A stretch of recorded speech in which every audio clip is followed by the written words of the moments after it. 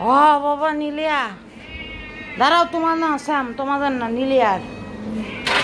নীলিয়া নাকি মরে যাচ্ছে, তুমি বললে। নীলিয়া তো রাম খাচ্ছে। ও বাবা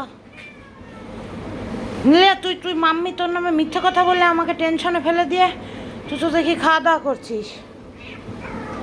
সবাই পাগল হয়ে গেছে মাম্মির মুরগি আনা দেখে।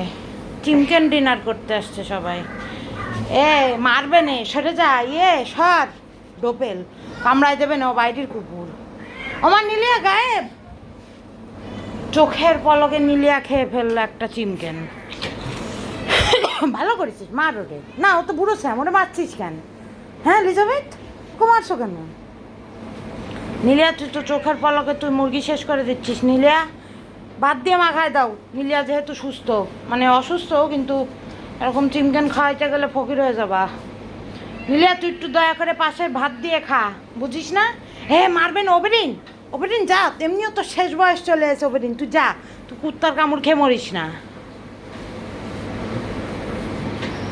নীলিয়া, নীলিয়া, দেখি তো তোমার চেহারাটা একটু নিচে হতে পারছি না, দেখি তো, তার একটা আলো মেরে দেখি।